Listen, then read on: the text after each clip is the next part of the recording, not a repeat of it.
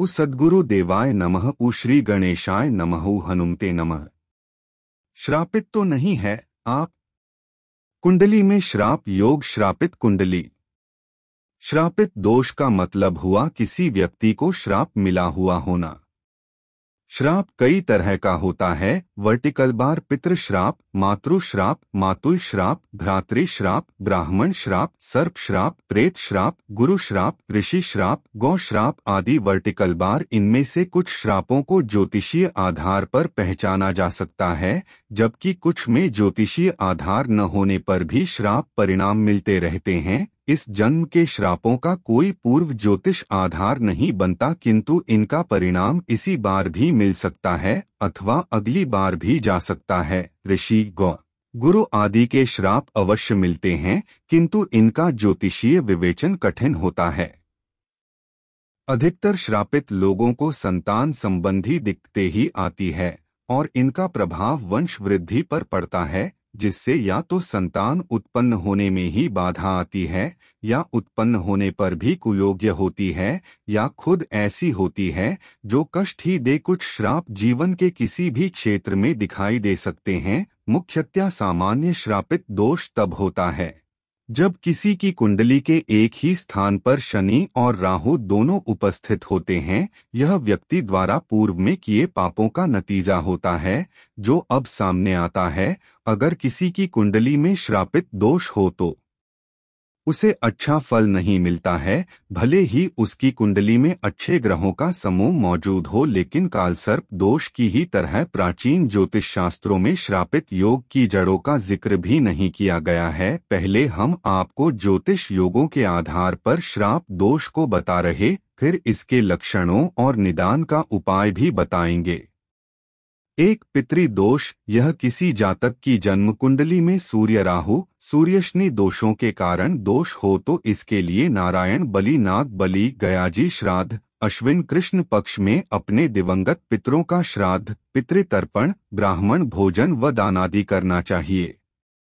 2 मातृदोष। यदि चंद्रमा पंचमेश होकर शनि, राहु, मंगल आदि क्रूर ग्रहों से युक्त या आक्रांत हो और गुरु अकेला पंचम या नवम भाव में हो तो मातृदोष के कारण संतान सुख में कमी आती है। इस दोष की शांति के लिए गोदान अथवा चांदी के पात्र में गो दुग्ध भरकर दान देना शुभ होता है। इसके अलावा 1 लाख गायत्री मंत्र का जप करवाकर हवन, ब्राह्मण भोजन, वस्त्रादि का दान एवं दशमांश का तर्पण करने से दोष शांत होता है। पीपल वृक्ष का 28,000 परिक्रमा का विधान भी बताया गया है। 3 भातृशाप। तृतीय भावेश मंगल राहु युक्त होकर पंचम भाव में हो और पंचमेश व लग्नेश दोनों अष्टम भाव में हो तो भ्रातृशाप के कारण कष्ट एवं हानि होती है। इसके उपाय स्वरूप श्री सत्यनारायण व्रत रखकर विधि पूर्वक विष्णु पूजन तथा विष्णु सहस्रनाम का पाठ कर प्रसाद वितरण करना चाहिए। 4 सर्प शाप। यदि पंचम भाव में राहु हो और उस पर मंगल की दृष्टि हो तो सर्प शाप के कारण संतान की हानि होती है। इसके उपाय स्वरूप नारायण नागबलि विधि पूर्वक करवाना चाहिए तथा ब्राह्मणों को यथाशक्ति भोजन, वस्त्र, गौ, भूमि, चांदी व सुवर्ण आदि का दान करना चाहिए।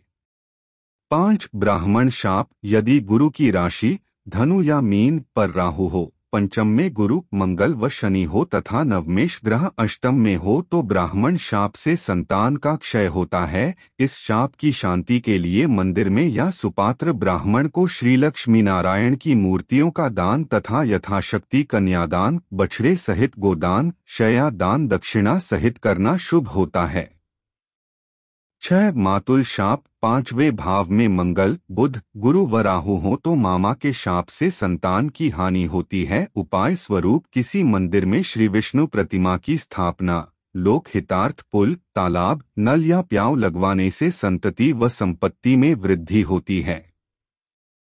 7 प्रेत शाप। जब किसी जातक की जन्म कुंडली के पंचम भाव में शनि, रवि हो और 7वें में क्षीण चंद्रमा हो तथा लग्न में राहु व 12वें भाव में गुरु हो तो प्रेत शाप का 9 कारण वंश वृद्धि में बाधाएं आती है। इसके अतिरिक्त यदि किसी जातक द्वारा अपने दिवंगत पितरों के श्रद्धादि कर्म ठीक से न किए जा सके हो अथवा दिवंगत माता पिता की उचित सेवा न की जा सकी हो तो भी प्रेत पिशाचादि के कारण वंश वृद्धि में बाधाएं आती है। उपाय स्वरूप भगवान शिव की पूजा करवाकर विधिवत रुद्राभिषेक करवाना चाहिए और ब्राह्मणों को दान देना चाहिए।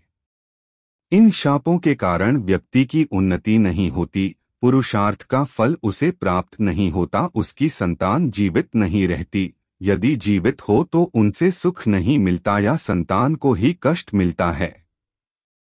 जिनकी श्रापित कुंडलियां हो या जिन्हें श्राप मिला हुआ हो उनके जीवन में भाग्य का पूरा शुभ फल नहीं मिलता, बुरे परिणाम अधिक मिलते हैं। वर्टिकल बार बेवजह रोग, शोक, दुर्घटनाएं, अपयश, चिंता, अनहोनी, विघ्न, बाधा, उन्नति में रुकावट, असफलता दिखाई देती है। कुंडली के अनुसार भाग्य कुछ और कहता है पर जीवन में होता कुछ और है। दाम्पत्य कष्ट, चरित्रहीनता, अपमान, लंबी बीमारियां, अपंगता, वियोग आदि भी देखने में आते हैं। गुरु, ऋषि आदि के श्राप में आध्यात्मिक उन्नति में, मुक्ति मार्ग में बाधा आती है। पूजा साधना के परिणाम प्राप्ति में कमी दिखाई देती है। कुल देवता प्रभावित होते हैं। वर्टिकल बार इन सब बुरे प्रभावों का कारण शापित कुंडलियां हैं। शापित कुंडलियों में त्रिशूल योग के आधार पर कालसर्प योग की तरफ ज्योतिष विद्वानों का ध्यान खींचा गया है। शापित कुंडलियों और कालसर्प योग की कुंडलियों में काफी हद तक समानता पाई जाती है।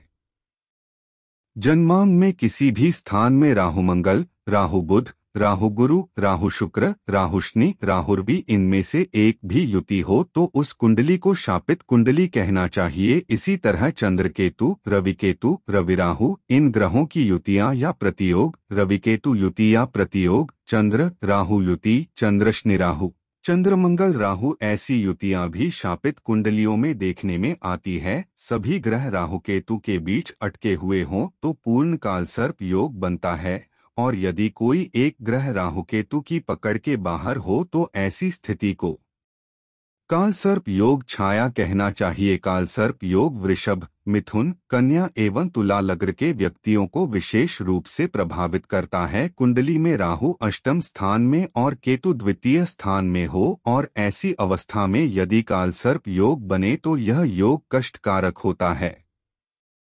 ऐसे व्यक्तियों को सपने में सांप दिखाई देते हैं और व्यक्ति नींद में घबराकर भयभीत हो उठ बैठता है। ग्रहों के गोचर भ्रमण का फलित ज्योतिष में बड़ा महत्व है। कुंडली में जब गोचर भ्रमण से राहु छठे, 8वें या 12वें स्थान में भ्रमण करता है तब या राहु केतु की दशांतरदशा में कालसर्प योग के फल तीव्रता के साथ अनुभव में आते हैं।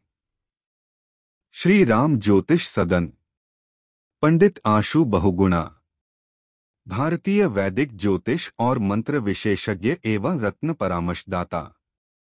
Mobile number 9760924411, www.shrarmjyotiashsadn.in